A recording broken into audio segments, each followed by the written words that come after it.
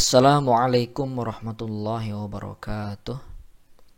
Baiklah, kita lanjutkan lagi pelajaran kita, yaitu tentang ilmu sharaf dasar.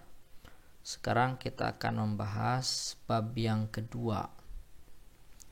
Nah, ini berarti bab kedua dari thulathi mujarrad ya. Berarti bab fa'ala yaf'ilu. Kalau bab yang pertama dan juga bab muqaddimah ini sudah dibahas pada video sebelumnya, jadi silahkan lihat lagi ke video tersebut baru nonton bagian yang ini. Fa'ala yaf'ilu. Oke, kita kenalkan lagi bahwa yang warna biru ini disebut wazan. Fa'ala yaf'ilu, fa'lan dan seterusnya ini adalah wazan. Kemudian yang merah ini, merah tua ini disebut sighah. Sighah, jadi fa'ala ini berarti sighot fi'lun madin, yaf'ilu sigotnya fi'lun mudhari'un, dan seterusnya sampai ismu alah. Mif'alun ini ismu alatin, isim alat ya, isim alat. Baik, kemudian kita ke mauzunnya. Mauzun berarti yang ditimbang. Oleh apa? Oleh wazan. Fa'ala, maka mauzunnya juga harus sama dengan fa'ala. Itu fathah, fathah, fathah. Kemudian yaf'ilu berarti mauzunnya juga sama, harus seperti ini. Mauzun ini variatif ya. Berbagai jenis bina. Pertama, bina sahih.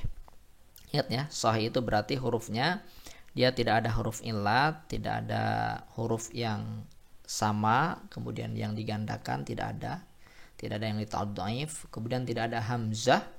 Nah, itu namanya bina sahih. Contohnya doroba di sini. Doroba artinya memukul. Nah, kita tasrif. Doroba yadribu darban wa madroban fahuwa daribun. Wa zaka madrubun idrib la tadrib madribun madribun midrobun. Ini bina sahih. Kemudian ada bina mudha'af.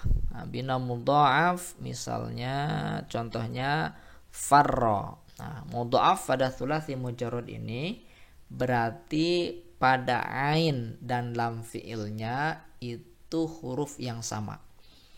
Nah, di sini ro berarti ini ada dua ro. Farra ya, farra ketika diidghamkan jadi farra. Artinya berlari, nanti akan dibahas satu-satunya atau bagian-bagian yang pentingnya maksudnya setelah tasrifan ini. Farra yafirru farran wa mafaron fahuwa farun wa zaka mafrurun firra lata firra mafirun mafirun mifarun.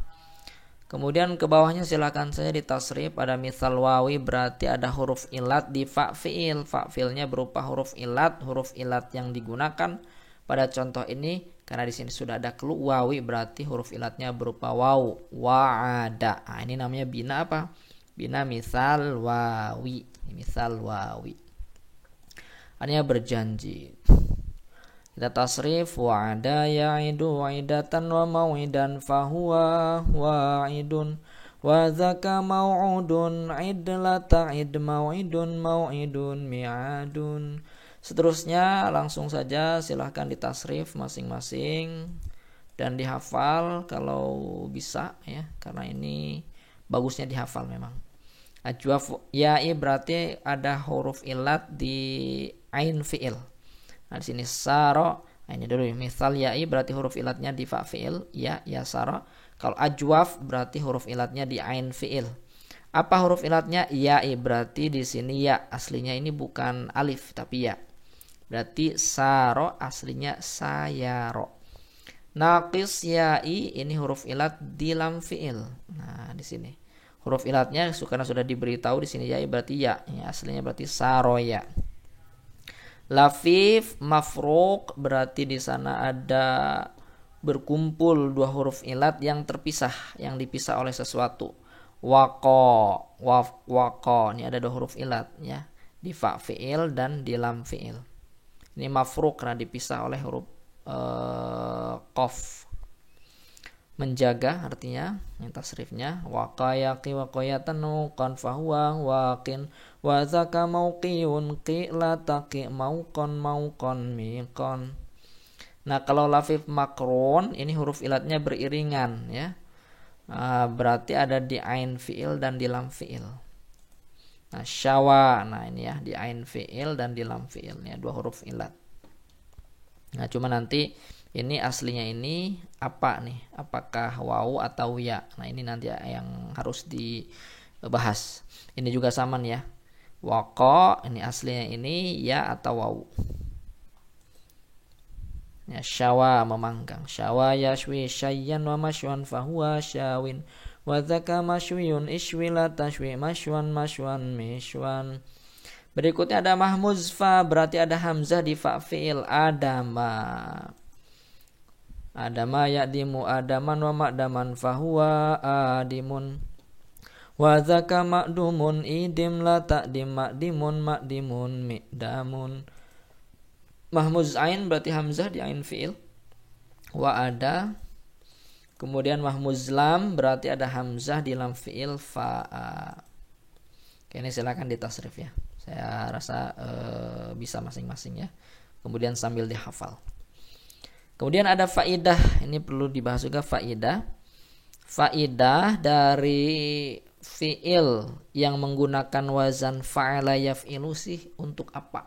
Ya. Untuk apa?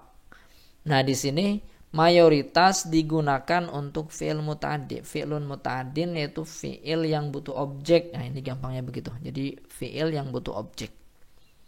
Seperti daraba Zaidun Amron. Zaid memukul Amr. Zaid telah memukul Amr. Daraba ini kan wazan fa'ala yaf'ilu. Daraba yadribu fa'ala yaf'ilu. Dia itu fi'il muta'addi.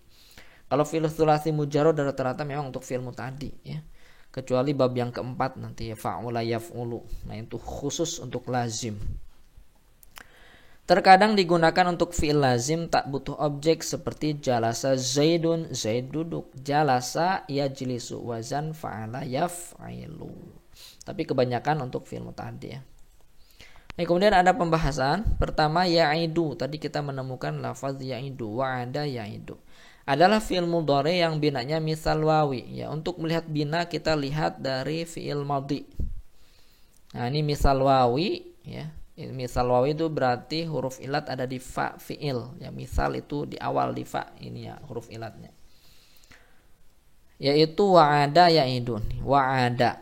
Ini waw kan huruf ilat di fa fi'il. Ini namanya misal wawi. Lafaz asalnya ya, asalnya ya'idu, lafaz asal ya'idu ini kelebihannya nya. Lafaz asal ya'idu adalah yau'idu. Yau'idu. Makanya wazannya yaf'ilu kan. Kalau ya'idu kan seperti tidak cocok dengan yaf'ilu. Nah, padahal aslinya cocok yaitu yau'idu, yaf'ilu, yau'idu. Menjadi hilang wawunya. Kenapa yau'idu jadi ya'idu? Nah, ini hilang wawunya karena huruf mudhara'ahnya berharokat fathah. Niyanya harokatnya fathah. Dan ain fi'ilnya berharokat kasroh i. Nah, ketika huruf ilat di antara fathah dan kasroh maka huruf ilatnya dihilangkan. Jadi ya'idu, ya'idu. Oke, kemudian saro. Lafaz saro adalah fi'il yang binanya ajwaf ya. Ajwaf berarti huruf ilat ada di ain fi'il. Wawi ya afwan ya'i ya, berarti saro aslinya sayaro ya. Lafaz asalnya adalah sayaro. Wazannya apa? Wazannya fa'ala. Proses perubahan huruf ya nih, sayaro jadi saro. Kenapa? Menjadi alif lantaran huruf ilat ya berharokat fathah. Dan sebelum huruf tersebut juga berharokat fathah. Karena itu huruf ya tersebut harus diganti menjadi alif. Jadi kalau ada huruf ilat ya, kemudian sebelumnya berharokat fathah, maka ya tersebut harus diganti dengan alif. Saro. Seperti ba'a, hasilnya baya. Ya. Bukan hanya ya, tetapi wawu juga sama. Pokoknya kalau ada huruf ilat sebelumnya berharokat fathah, maka harus diganti jadi alif. Qola itu aslinya qawala. Ya, qawala. Ba'a aslinya baya. Nah, jadi ba'a harus dibuang, bukan harus dibuang, harus diganti menjadi alif. Kemudian yasiru. ya adalah fi'il mudhari dari saro. Ini kan fi'il madinya yang dibahas, kemudian fi'il mudhari'nya. Saro yasiru merupakan ajwaf ya'i, ya ajwaf ya'i. Berarti huruf ilatnya berupa ya dan letaknya ada di ain fi'il.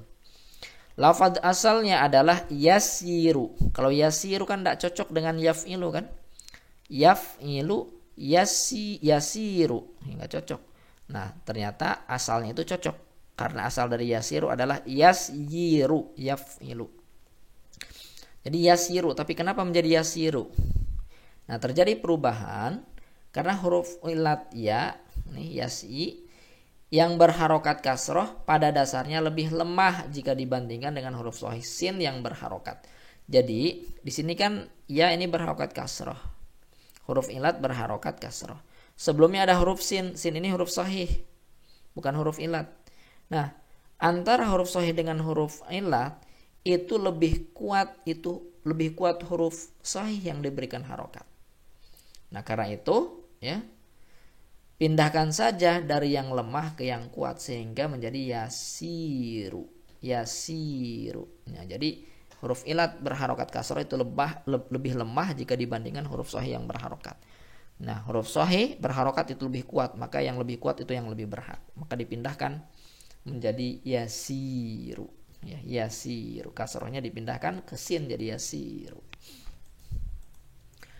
Kemudian lafaz saro adalah fi'il yang binanya nakis ya'i. Nakis itu berarti huruf ilatnya ada di lam fi'il.